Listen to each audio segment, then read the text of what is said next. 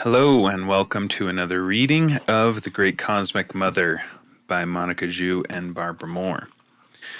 We are going to have a few shorter sections in today's reading, and we'll see if we can finish up section 2.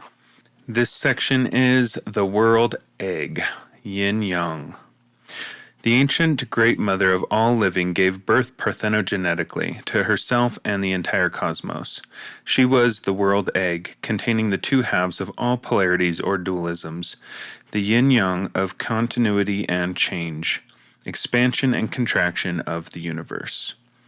This process is symbolized by the spiral turning continuously in on itself, by conscious breath waking from sleep and sinking back into sleep. Kali, or Uranim, dancing the universe into being and then to destruction and death. The ascending spiral is matter transforming into spiritual psychic energy. Simultaneously, from the descending spiral, the materialization of the spirit, comes the differentiation of the whole manifest world. The spiral involution of energy into matter is the primary movement of the universe into created beings. The spiral involution of energy into matter is the primary movement of the universe into created beings. The spiral evolution of matter into energy is the creative movement of those beings, consciously evolving back to their source. Inhaling and exhaling breaths of living cosmos spirals the universe into creation and dissolution. Energy to matter, world to spirit. Radiant energy can be transformed into massive particles and vice versa. The spiral is the symbolic key to immortality or eternal process, and is identified with the moon. Ancient as this cosmology is, it remains the most accurate statement of cosmic process yet made. 20th century physicists, using their very different mathematical language, have only been able to confirm these ancient conceptions of how the universe creates and recreates itself. The world's egg's two halves were white and black, light and dark, day and night, hot and cold, life and death.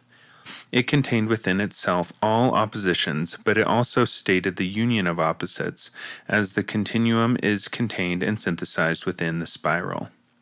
In the Orient, some early time in the millennia before our era, this idea was formalized in the concept of yin-yang. Yin, or negative principle, originally referred to the dark or shadow side of a mountain. It shared attributes with the earth, moon, and water.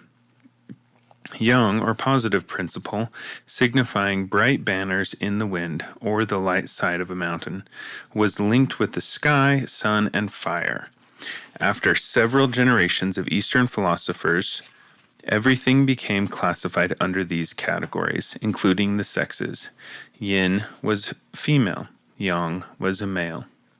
But this Eastern dualism differed originally from the moralistic dualism of the Christian West. Yin and Yang were not seen as hostile and irreconcilable opposites, vying for control over the universe, nor was one good and the other evil. On the contrary, Yin and Yang constantly complement each other to maintain cosmic harmony. And they are not fixed, static principles, but transform each other and transmute into each other in an ongoing process. Without the external movements and interchanges of these forces, life wouldn't exist. Winter, which is yin, changes into summer, which is yang. Both yin and yang can create, both can destroy. The life-giving sun, which can also scorch and kill life, gives way to the dark, barren cold of the earth, in which new life seeds will invisibly germinate. The yin-yang images and conceptual categories are pagan, from the land, since they emerge from close, prolonged experience and observation of natural processes. These processes are not linear, but cyclic. Life transmutes into death, which turns into life again, in a great revolving wheel. The moon goes through its changes, dies, and is reborn, because it circles in a circling cosmos, and so the moon, like the serpent, is the avatar of these processes. The psychic focus is not on the mutual antagonisms, but on the subtle interchanges and permutations, the dance of the polarities. Later, Mandarin philosophers like Confucius used the yin-yang principles to serve the hierarchic politics of the Chinese court and the patriarchal state, emphasizing dominant yang over submissive yin. Earlier Taoists, though, gave full value to the negative force, or shadow side, yin, as a creative power equal to the yang. Taoism, a mystic and sexual religious philosophy, originated in ancient Chinese matriarchy, which saw the male as the earth animal and the female as the animal of change, or transforming principle. The original I Ching characters for the female and male principles, the receptive and the creative hexagrams, contained these matrifocal meanings also. As Western alchemists and later Western physicists were to confirm, it is the negative pole that initiates the creative activity of matter. Some physicists theorize that the universe began to organize, gathering shape and motion in the shadow sides of randomly scattered particles. Also, until recently, scientists have assumed that the weight of the universe was in bright stars and speedy particles. But now they have found enormous amounts of dark, cold matter circling the stars and all galactic bodies, and this matter is preponderant and responsible for the weight of the universe, which functions as gravity. As they report, quote, "The structure of the whole universe appears to be shaped by the gravity of dark matter," end quote. What has been called the dark, the negative, the female, in both the celebratory and the pejorative senses, is now seen to be the original creating and sustaining force of the universe. If the expanding universe is ever to contract again, it will be from the gravity of this dark matter. The corruption of the original yin-yang oracle mystical synthesis into a dualistic system of hierarchy, dominance, and oppression occurred in the East as in the West, in the shift of human culture from land tribal to court hierarchic, i.e., in the shift from matrifocal rural to the patrifocal urban social structures. In the patriarchal struggle for property and power, the yin-yang equation became a tool, a weapon of inequality and repression, both economic and sexual. Now, the yin, as receptive feminine, was interpreted as sexual, intellectual, and spiritual passivity, inferiority, and subordination. Yang, as an active masculine, was interpreted as sexual, intellectual, and spiritual aggression, superiority, and dominance. In the West, also, these religiously institutionalized sexual dualisms have created the idea of heterosexual patriarchal marriage, in which a sexually oppressed and economically dependent wife serves a sexually and economically dominant husband. These concepts are highly political and serve to maintain and justify patriarchy and the subjugation of women. Yin wisdom is scorned by men as irrational weakness, and yang power is used to justify any kind of exploitative action, no matter how unjust and brutal. But these are not the original meanings of these terms. The original meanings apply to the interworkings of rather impersonal and certainly non-domestic forces, much like the negative and positive electrical poles in a battery.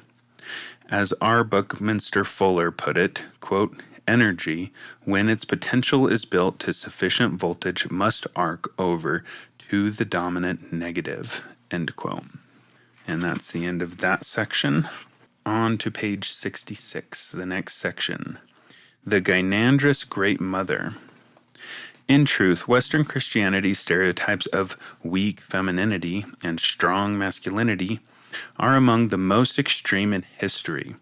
Many of these sexual traits originated among the privileged classes, the only people who could afford passive independent women, and for whom a bored and indulgent lifestyle made sex role-playing an amusement.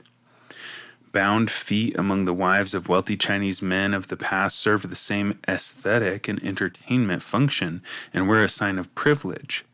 In the modern West, with its relative economic abundance, many strict sexual traits once indigenous to the wealthy have been passed on via the media to the masses. So we see female office workers tottering to the job on spiky high-heeled shoes. Such shoes were once worn only by royalty, by courtiers and their ladies. and were originally devised to be worn by sacred priests to keep their mana from escaping into the ground. One thing democracy does is spread this silliness around. Unfortunately, with many of the silliest sex roles, people tend to forget their origin in culture and class and believe they come directly from nature or from God. And so we see the silliest of customs enforced with humorless severity and sometimes the most punitive laws. Extremely sex-biased roles are the product of rigid heterosexuality, intellectual dualism, and a labor-exploitive culture. They didn't exist in early societies, and many of the sex customs that did exist were just the reverse of ours. For example, among hunting and gathering people worldwide, the home is not only the property of the woman, but is built by her, and, if it's portable, carried around on her back when she moves. Among traditional Chinese, the women wore pants, men wore skirts. Among people with kuvad customs, the women usually give birth in relative ease while their husbands writhe and howl and grind their teeth. And among the still pagan 12th century Irish, to the horror of their chronicler, Giraldus Cambrensis, it was the females who pissed standing up while the males squatted. With sex roles and customs, it is very hard to make an absolute statement, women always do this, men exclusively do that, without having it immediately contradicted by some culture, some place, at some time. Indeed, the further back one goes in time, the more bisexual or gynandrous is the Great Mother. As Charlotte Wolfe says in Love Between Women, perhaps the present-day lesbian woman is the closest in character to ancient women, with their fierce insistence on strength, independence, and integrity of consciousness. The first love object for both women and men is the mother, but in patriarchy, the son has to reject the mother to be able to dominate the wife as a real man, and the daughter must betray her for the sake of submitting to a man. In matriarchal society, this double burden of biological and spiritual betrayal does not occur. For both women and men, there is a close identification with the collective group of mothers, with Mother Earth and with the cosmic mother. And as psychoanalysts keep repeating, this identification is conducive to bisexuality in both sexes. But homosexuality in tribal or pagan men was not based on rejection of the mother or the female, as is often true in patriarchal culture. Rather, it was based on brother love, brother affinity as sons of the mother. And lesbianism among women was not based on a fear and rejection of men, but on the daughter's desire to reestablish union with the mother and with her own femaleness. The collective of mothers, identified with by both daughters and sons, was made up of strong, creative, productive, sexually free, and visionary women. And so the ideal of womanliness for both sexes was not the enforced and mindless submissiveness of the oppressed as it is in patriarchal culture.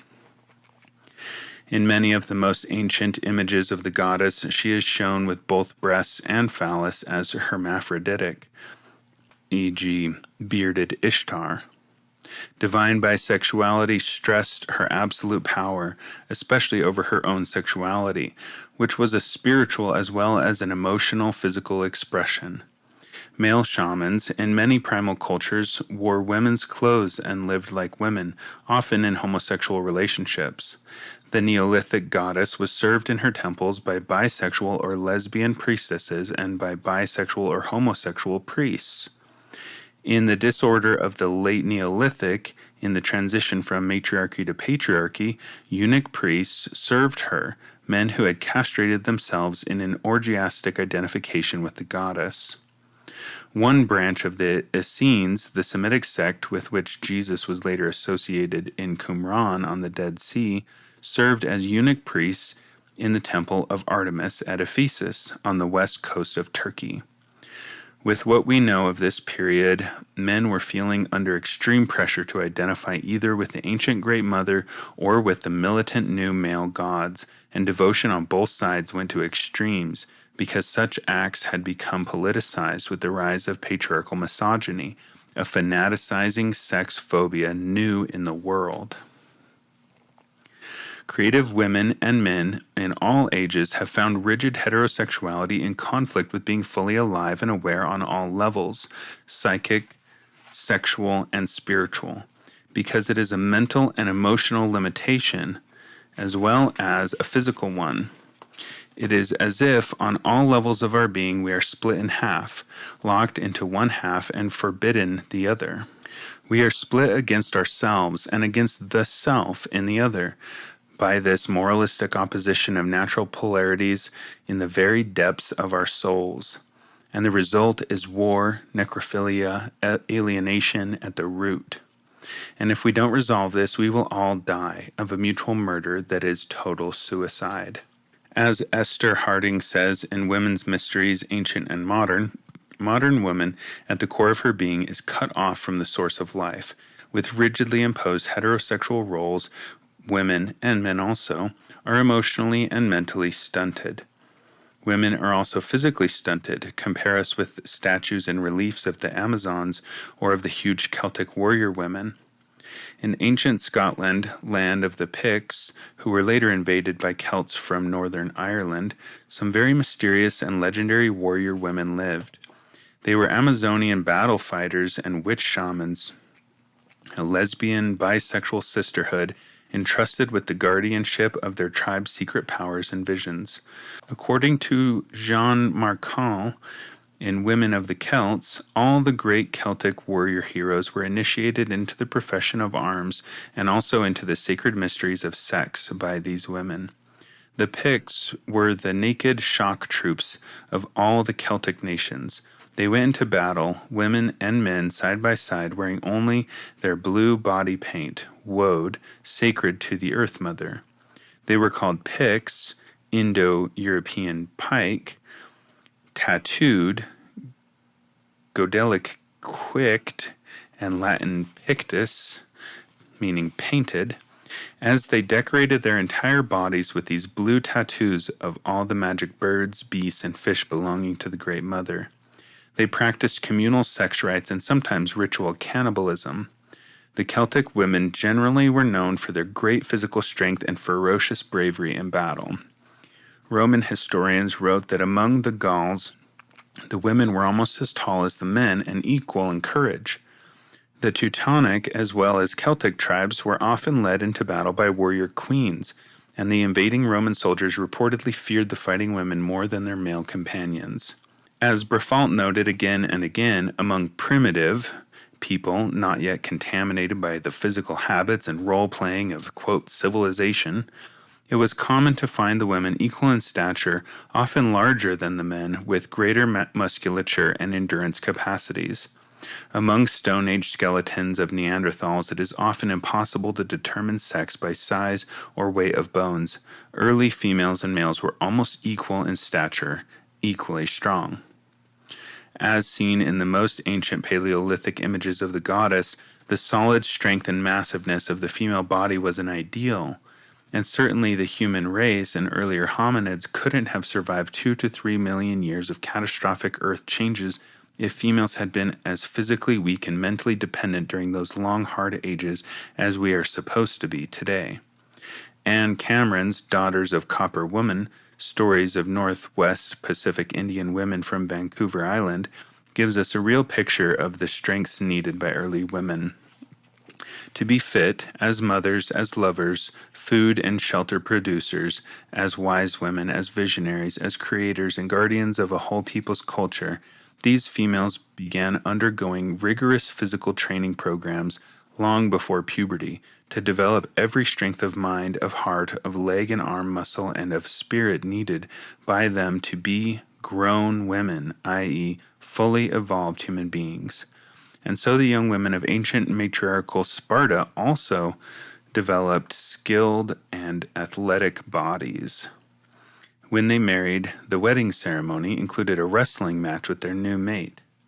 In, quote, civilized patriarchal society, on the other hand, a physically undeveloped, lobotomized, and desexualized woman can live what is called a normal life.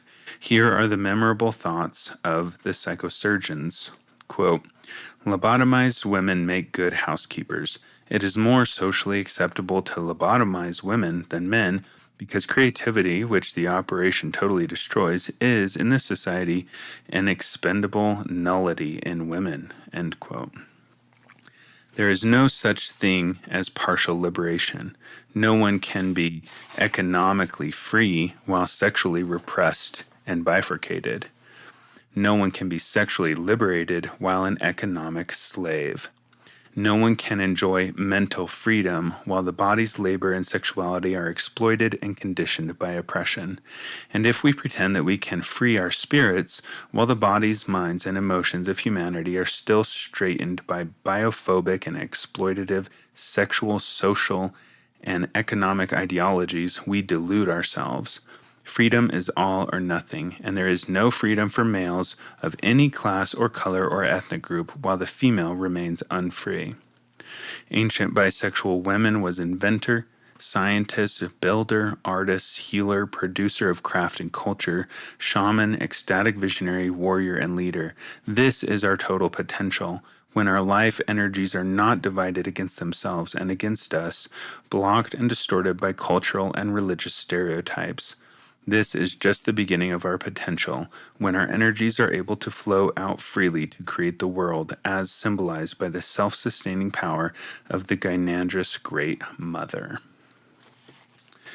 Well then, that's quite a section. I love that, but I'm going to refrain from commenting further. All right, on to the next section on page 71. Titled Mysteries of the Throne, the Cave, and the Labyrinth. To return to our beginnings, all religion is about the mystery of creation. If the mystery of birth is the origin of religion, it is to the woman that we must look for the phenomenon that first made her aware of the unseen power. Primeval women, like the animals, probably first knew she was pregnant when she felt the first movements within her at the quickening. She was not aware of the male's part in conception, nor of the moment of inception of pregnancy. Of course, she would notice breast swelling, perhaps nausea, but doubtless she would understand this first quickening movement as the beginning of the process leading to birth. Among people worldwide who believed that a woman is impregnated by the spirits or by the wind, this first movement would be the kinetic announcement of the entrance of the new spirit being into her body. Woman's awe at her capacity to create life is the basis of mystery. Earliest religious images show pregnancy rather than birth and nurturing as the numinous or magical state. Numerous Paleolithic figurines of women representing the pregnant goddess go back over 30,000 years. It is not until the Middle Neolithic, circa 6,000 to 5,000 BC, that figures of the Great Mother holding a child appear.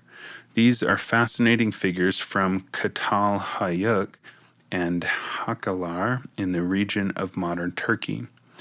The first, carved in a gray-green schist, shows the goddess as two female bodies, back to back, one nursing an infant and the other embracing a lover. The Hakalar clay statuette shows a nursing male child with his genitals near the mother's vulva. In both statues, the female is larger than the male. Both show the beginnings, within the Great Mother religion, of a companion worship of a young male who is both her son and her lover. For many Neolithic centuries, this son/lover of the great goddess is the only thing approaching a male god to be found. And, coupled with the mother, it remained a central image in later Near Eastern religions, e.g., Isis and the child Horus in Egypt, Mary with both the newborn and the dead Jesus in her arms.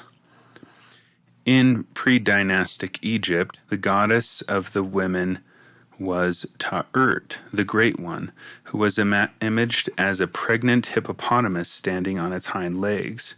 Figures of Ta'urt are among the earliest Egyptian amulets, and her worship continued until the coming of Christianity, and probably secretly among women for centuries after. Christian and other patriarchal priesthoods have never been any help to women in the great female experiences of menstruation, pregnancy, childbirth, and nursing. Clearly, the pregnant goddess of the Cro-Magnon caves, Ta'urt, and later goddesses of pregnancy and birth were shaped out of women's needs and experiences and beliefs. This is the original transformation mystery, primordial birth, in which we struggle alone, facing death and pain in order to create life within the cosmic womb of the unknown. Only women are ever truly alone, as the universe is alone with herself. And birth is the supreme paradox of aloneness, when a woman in sweating and groaning solitude brings forth the continuity of human life. Men can only imitate this experience by participating in the goddess mysteries of rebirth in the sacred caves, and in fact, worldwide, men's original rituals were imitations of the female mysteries of menstruation and childbirth. Images of the pregnant goddess were also found in the excavations of Tel Haraf, dating from 5000 BC. This goddess is shown sitting on the earth, embodying the earth that belongs to her. In ritual and custom, to sit on something has the symbolic meaning of taking possession. In later matriarchal times, she was the throne. The throne symbolized her lap.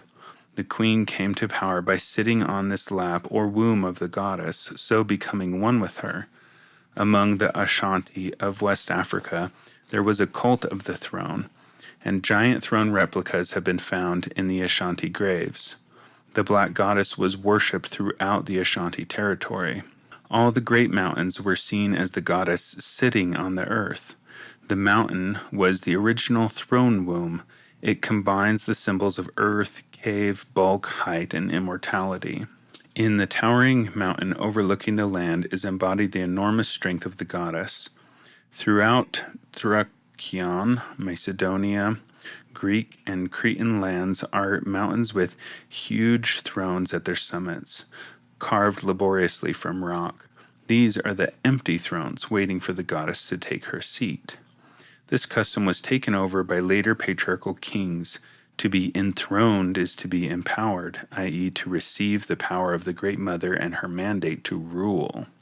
This is why Egyptian paintings and statues depict the small, mortal king sitting on the throne lap of the huge goddess Isis. In this way, the king was reborn or made immortal and thereby given the sacred power to rule over the people. He had true power only as her son. The cave, as the womb of the earth goddess, was considered by the ancients to be the repository of mystic influences. In the original cosmology, a cave was the symbol of the whole world, providing passage for the dead and for the rebirth of souls. Many tribal people today still hold the belief that their first mythic ancestors emerged from caverns or mounds in the earth. The cave was the home of our Ice Age ancestors when they were making the transition from hominids to Homo sapiens. Paleolithic caves were the matrix of internalized consciousness, womb-like, skull-like, tomb-like. Animal souls were believed to live in the dark, echoing caverns. This is where one went to commune with the deepest, most resonant, and awesome powers. The wall paintings of animals and humans in the innermost sanctuaries could be reached only with great difficulty along winding paths, narrow ledges, slippery and dangerous passages, often crawling on hands and knees. These were the narrow winding passageways of birth and rebirth. I am the way and the life. This was the primordial revelation of the Great Mother. As G. Rachel Levy observes, early people conceived the divine body as the road traveled by itself and its seeker. The Great Mother was the body of life. She was also the way that must be traveled to realize life. It was in the spiral or labyrinth that the way had to be danced or walked. In all the rites of the Mother throughout the ages and the world, the way is always connected with a cave or womb, and with a maze-like spiraling entrance and exit. Labyrinths situated at cave entrances are always presided over by a mythical woman.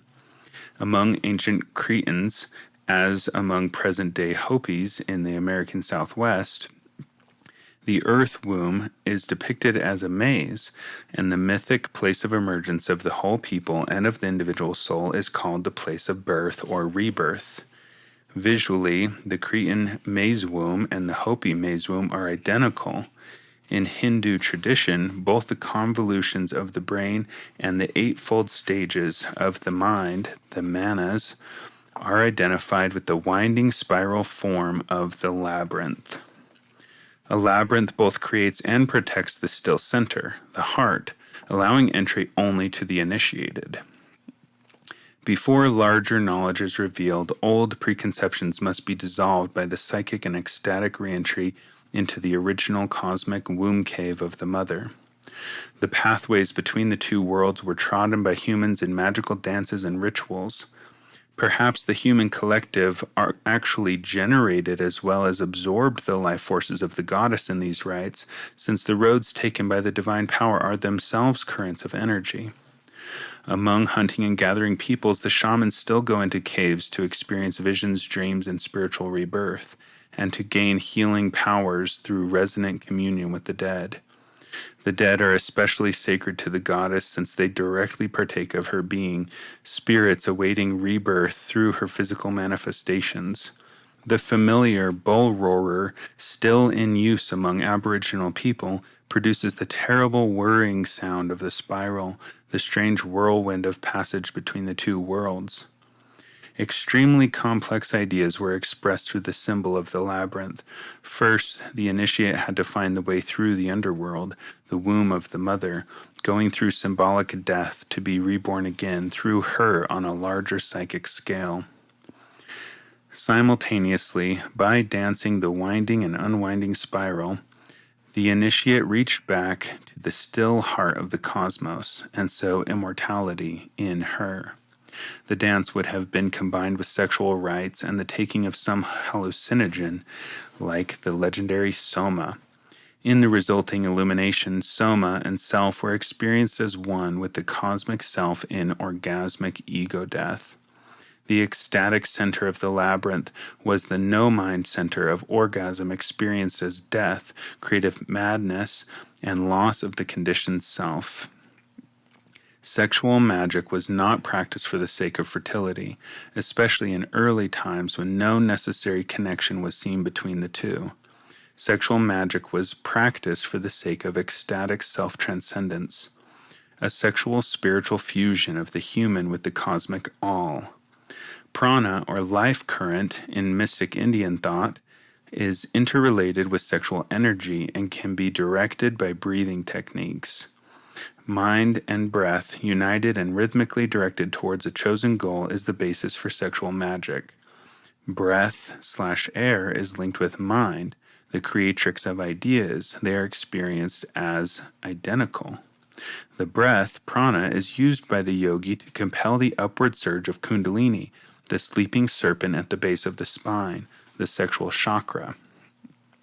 Kundalini, this serpent power, is dormant cosmic fire, and she, activated through controlled and concentrated breathing, rises through the 6 lotuses or body centers, chakras, to unite with the 7th highest center with pure consciousness, samadhi.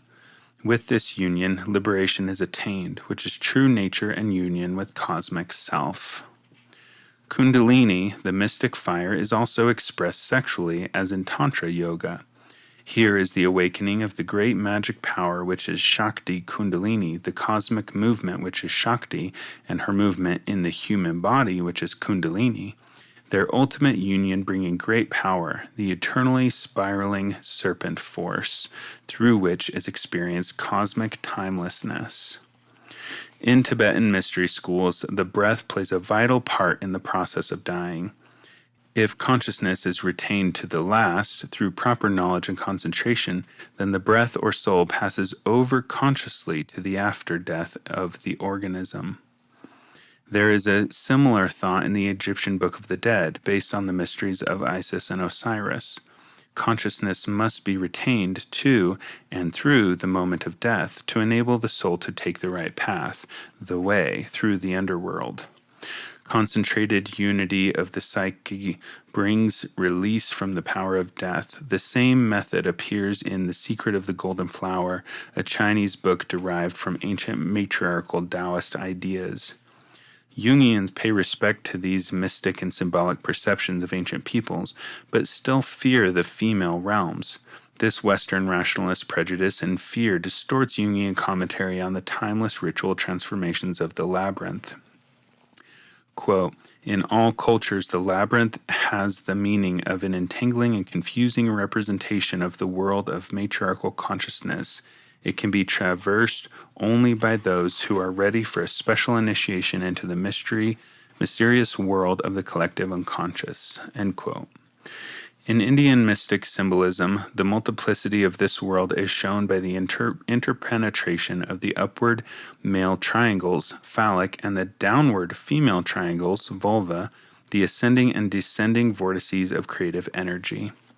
This vulva image, the descending triangle, which signifies cosmic energy spiraling down into manifestation through matter, is a very ancient symbol. It has been found in Paleolithic caves, inscribed on stone blocks lying face downwards on the ground, and within engraved stone circles in the cavern's depths.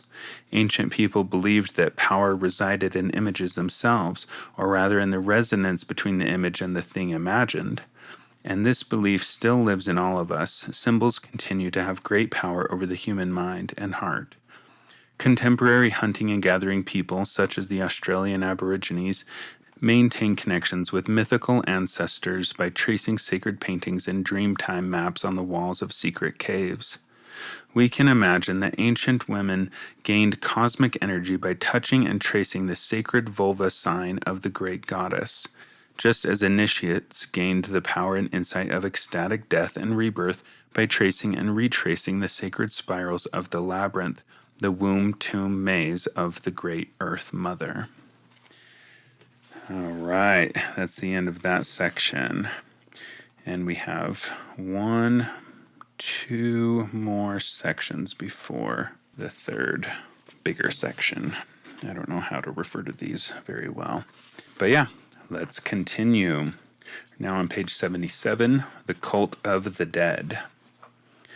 The idea of the living dead can be traced far back also to Paleolithic times, where it existed first among the Neanderthals, who buried their dead wrapped in fetal position, the bodies and skeletons painted red. Neanderthals also set up bare skull shrines deep in their caves.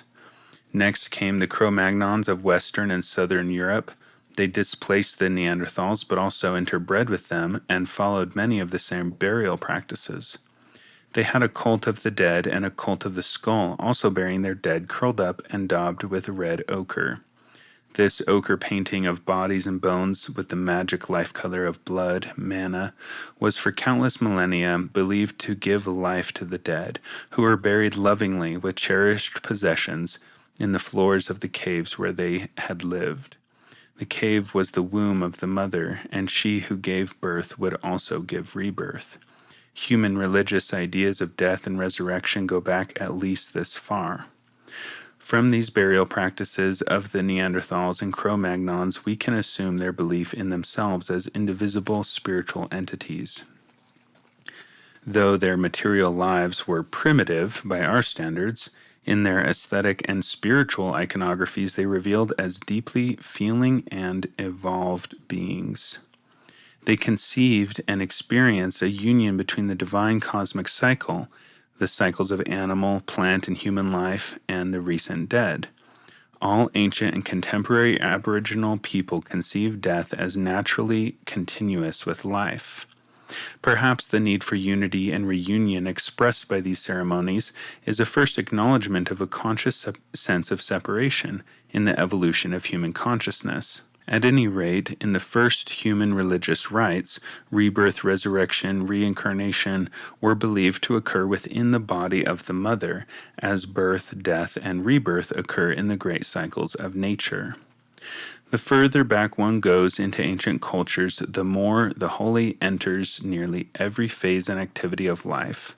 Being born, giving birth, making pots, digging food, planting seeds, making tools, hunting, building a fire, all are acts whose major aspects fall within the sacred sphere.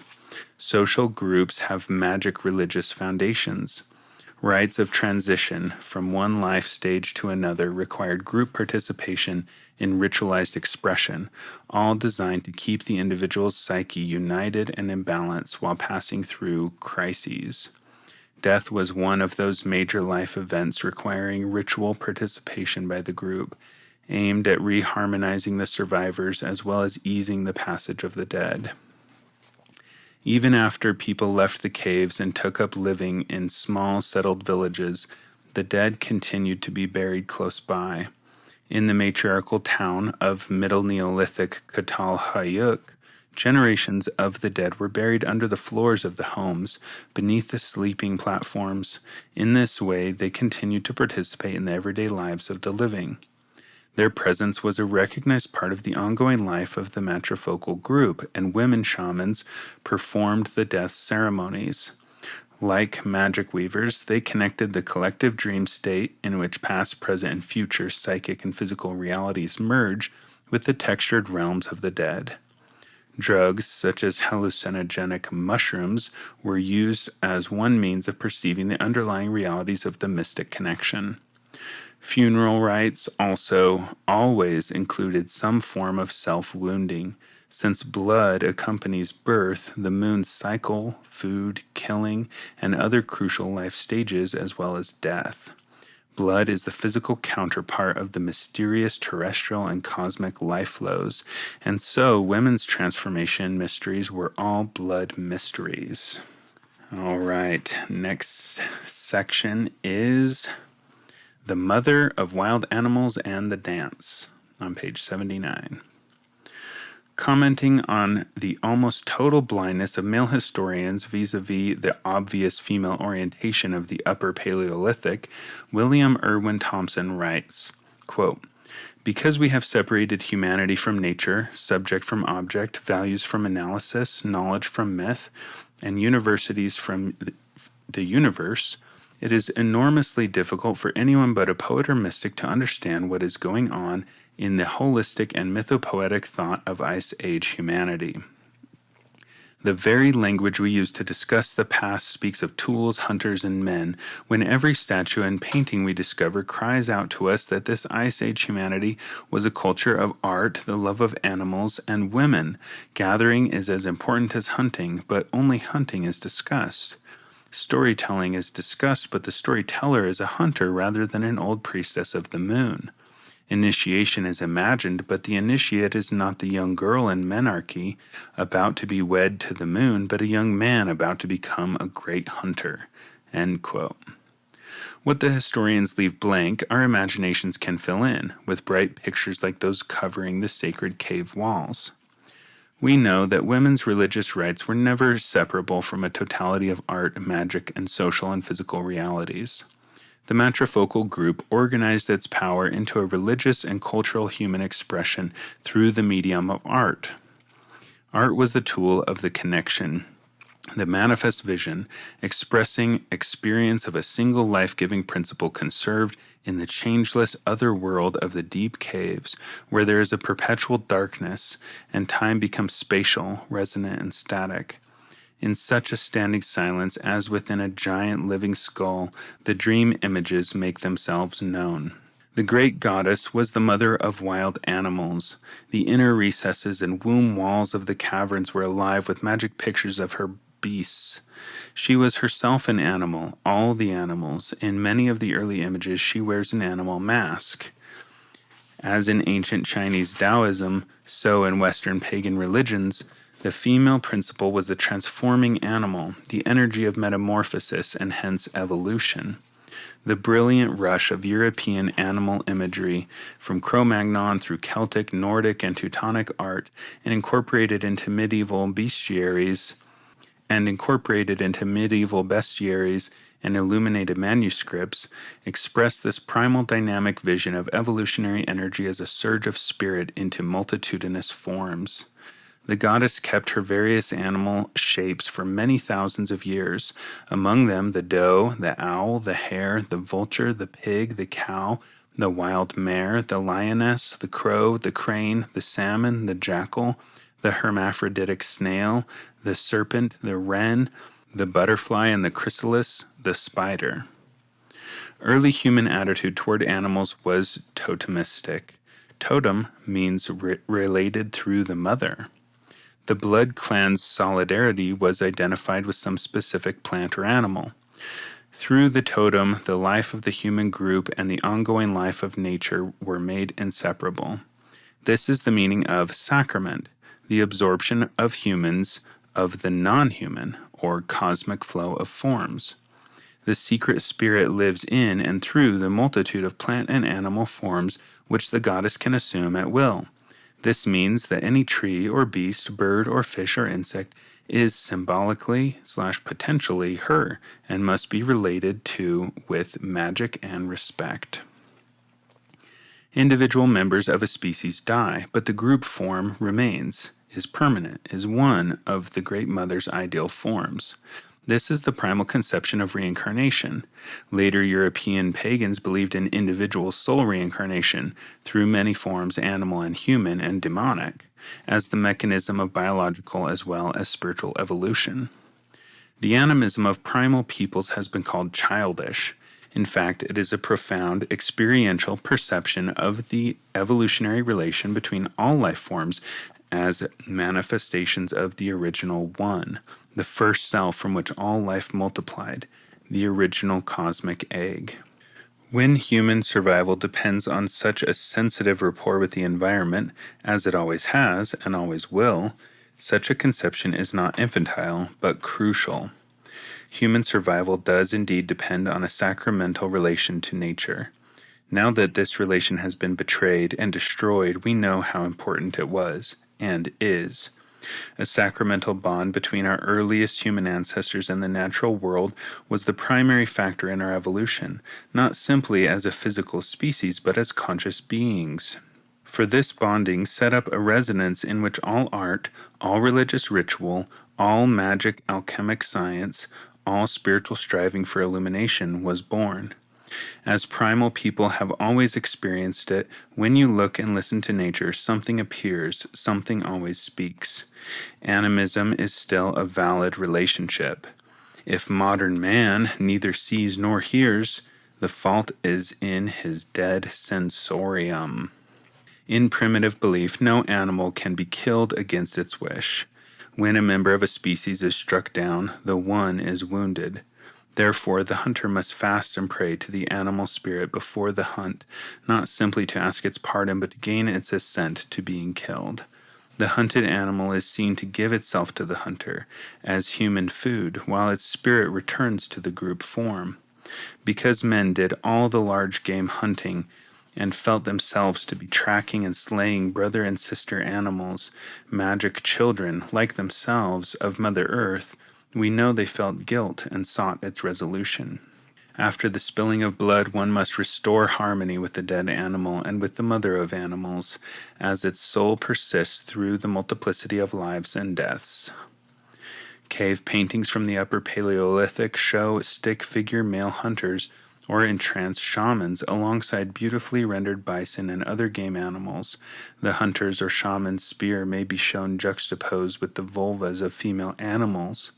They were seeing the animal's wound as a magic vulva of the goddess, and trying to establish a union or symbolic resolution with the violence of killing. As penis to vulva, which bleeds and heals itself, so spear to wound.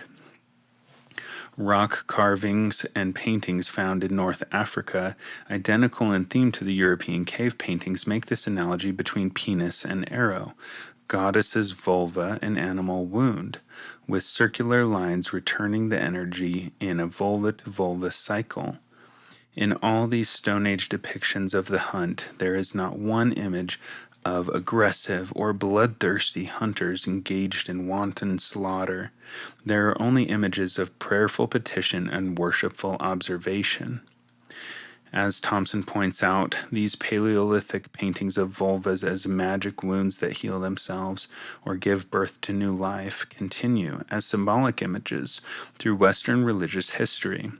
Medieval paintings show Christ exposing his wound, from which blood and water flowed during the crucifixion, as from a uterus in childbirth. Quote, "The labial wound in the side of Christ is an expression that the male shaman, to have magical power, must take on the power of woman.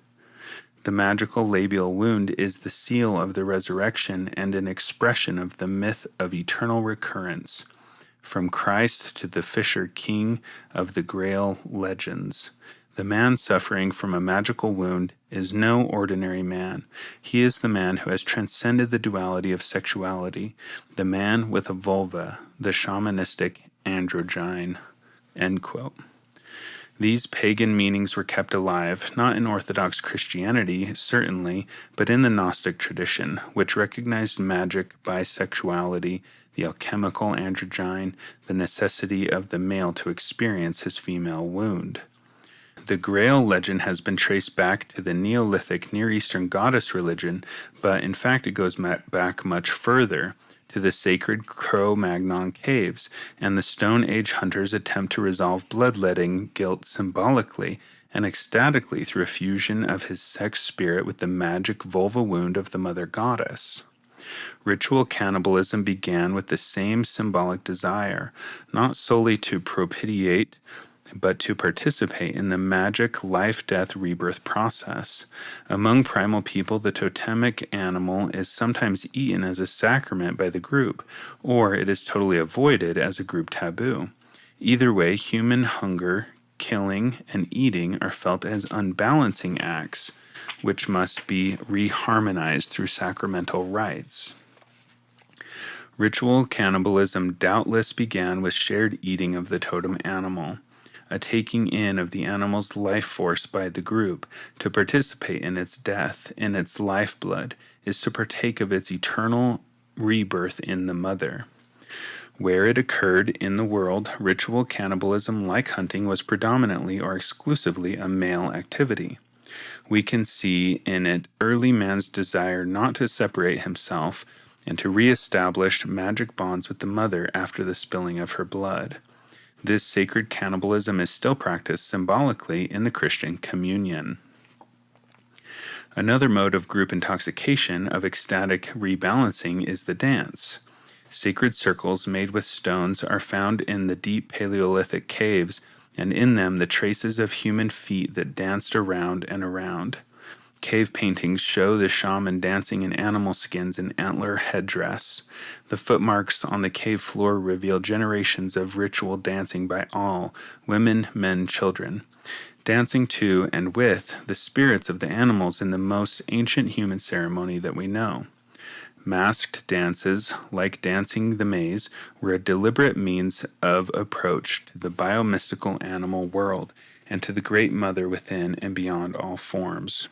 Pantomimic dance is of the essence of each and every mystery function. In Themis, Jane Ellen Harrison describes how the primal dancing group projects its aroused energies outward into the creation of a god, beginning with the mimetic rites, wearing animal masks, feathers, horns, and claws, dancing to a common rhythm, common excitement. Members of the group become emotionally supercharged and one. Initially, no God concept is involved, but the collective emotion is overwhelmingly felt as something more than the experience of the individual, as something dominant and external. Dithyram meant originally song of birth. The ecstatic choric dance literally gave birth to the god. Group emotional energy becomes the raw material of the godhead. In time, a leader of the dance is slowly differentiated. The dancers become audience, worshippers of something beyond. Prayer and sacrifice reveals that severance is complete.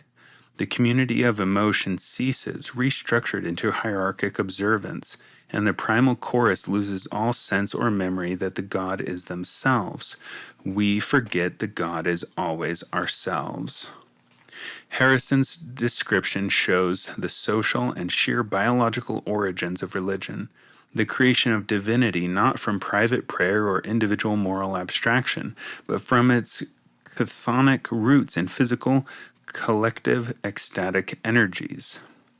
Like many early 20th century students of ancient mythology, however, Harrison's thought reveals a Freudian influence, a belief the creation of God is only a one-way process. Like Freud, Harrison sourced human cultural expression, art, dance, religion, in, quote, unsatisfied desire, end quote, and seemed to agree that all experience of the sacred was reducible to psychological projection. Witness the analytic urge to demystify the mystery. The Freudian school knew no quantum physics or energies beyond the human. But there are other dimensions than the spatially, temporally tangible, even though the linear mind is not structured to perceive them. Spiritual or magical experience is an impingement of these other dimensions, other force fields, into our ordinary rational reality. A dancing group can project its entranced emotion into Godhead. Through a trance and rhythmic opening of psychic channels, it can also introject the Godhead, pulling down transhuman powers. Both directions of this process can really occur simultaneously. The group generates and renews the power generates and renews the group. The spiraling process gives birth in both directions. Later, priestly ideas that the gods demand constant human supplication, obeisance, and abasement are wrong and exploitive, but they derive from this genuine primordial perception of an energy exchange between humans and transhuman powers, a vibratory field communication that must go both ways for the connection to work. Chimpanzees do rain dances for no logical reason other than to reconnect their animal energies with the transhuman energies of rain, thunder, and lightning, the original chemical dance of life. And the apocryphal Jesus says, quote, "The whole on high hath part in our dancing. Who danceth not knoweth not what cometh to pass." End quote. This idea is incorporated in the Gnostic round dance, but its origins are not in Christianity by any means, but in the earliest pagan Paleolithic sacred cave dances, even beyond that, in the dances of chimpanzees, and beyond that in the first circling dances of molecules, of atoms, of quarks around the cosmic spiral. The sacred dance takes us beyond the god of morality and back to the goddess of ecstasy, beyond obeisance to social hierarchy and back to an original communion with sheer evolutionary energy. That is why such Gnostic texts were branded apocryphal and why the medieval Gnostics were persecuted and burned at the stake by the Orthodox Church, because they spoke a pagan and primordial truth, old as the universe, who is the first dancer. One of the earliest images we know of the mother of wild animals and the dance is the Venus of La Salle, a bas relief from a cave in the Dordogne Valley, France, dating circa 19,000 BC. This icon shows the Great Mother standing with a bison horn upheld in her right hand. The horn is a lunar crescent, and the relief is painted with red ochre, the magic color of menstruation and birth. Such a figure presided over the masked shamanic dances and the circle dances of communion with all animals, all life, in which blood, woman, moon, bison, horn, birth, magic, the cycle of life are analogized in a continuous resonance or harmony of sacred energies.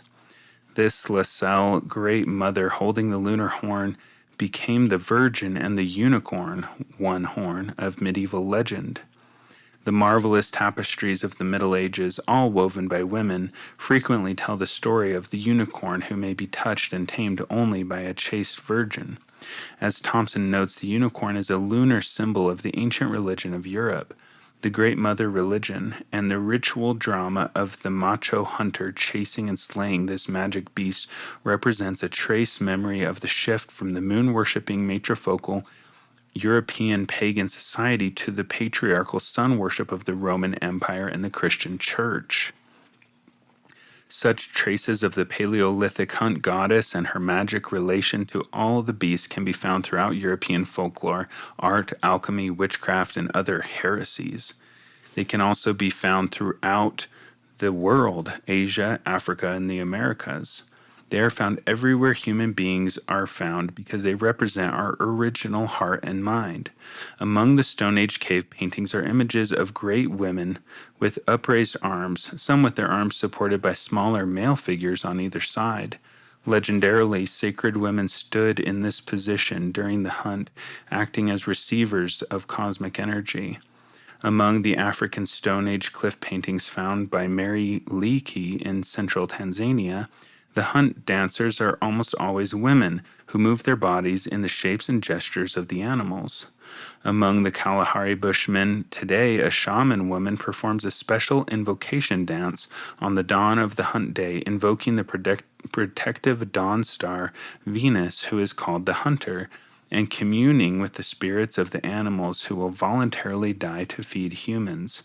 Among these Kalahari aboriginals, also, the Milky Way was created by a young girl in menarche, who, feeling lonely, threw the ashes of her fire into the night sky to create a friendly light for her people. The African Hottentots sing and chant to the rain spirit, who is a pregnant moon goddess called Goro. Quote, "Thou who has painted thy body red, thou who does not drop the menses." End quote. Before their invocation dance, they paint their bodies red with ochre, which is called gorod after her blood-red color. Australian Aboriginals pour blood over their sacred stones and ritually paint themselves red after their dances, saying the paint is really women's menstrual blood. When we think of the 21,000-year-old Venus of La Salle, stained with red ochre and holding up the hunter's lunar crescent horn in this sacred cave, we know what all these same rites, images, and analogies mean and where they come from. They come from our original selves, as children of the Great Mother, as sisters and brothers of all her magical animals. The rites, icons, and dances conceive the earth as the body of the mother and try to restore the harmony lost when she is wounded. They aim to relate the beast's wounds to her magic vulva, which bleeds with the moon and heals itself again and again. In this way, the species spirit of the animals may be renewed through rebirth after the killing of individual members. Surely in these dances and rituals we see the world meaning of all religious symbolism, but more clearly and beautifully because closer to the source. Western history does not show us any evolution toward greater spirit, greater meaning, greater culture. The Western Roman Christian contribution to the world, when we look at it, has been almost entirely in the area of technology and of analytical intellect, combined with a notorious spiritual and cultural alienation and perhaps the loneliest individuals the planet has ever seen. What there still is of spirit, of poetry, of coherent meaning, of symbolic truth in the world did not come from us. It was there at the beginning among our Stone Age ancestors. Their vision, their cosmology, their intuited truth and sacred analogies run like bright threads through the tapestry of Western history. Whatever is still alive and vibrating in patriarchal religions, especially Christianity, when traced to its source, is found to be one of these bloody living fibers retained, stolen, from the original Paleolithic cosmology, woven by these Ice Age people out of their primal pagan experience of the Great Mother and her magic world. What has followed them, in the mythic, religious, spiritual, and psychic realms at least, has been no great advance, but a devolution, a corruption, a narrowing and hardening, an atrophy of vision and heart. Our Stone Age ancestors would have no trouble understanding the words of Smahala, a Nez Perce who sang the primal truth to the white man's world of 19th century business and resource development-oriented America. Quote, "My young men shall never work. Men who work cannot dream, and wisdom comes in dreams. You ask me to plow the ground. Shall I take a knife and tear my mother's breast? Then when I die, she will not take me to her bosom to rest. You ask me to dig for stone. Shall I dig under her skin for bones? Then when I die, I cannot enter her body and be born again. You ask me to cut grass and make hay and sell it and be rich like the white man. But how can I cut off my mother's hair? It is bad law, and my people cannot obey it. I want my people to stay with me here. All the dead humans will come to life again. We must wait here in the house of our ancestors and be ready to meet in the body of our mother." All right, that is the end of that section and the larger section of section 2. So, it's a lot and a lot of good stuff. Next time, we will be starting section 3, which is called Women's Culture and Religion in Neolithic Times. So, I hope you're still enjoying the reading. I assume you are if you're still listening. and I will catch you next time.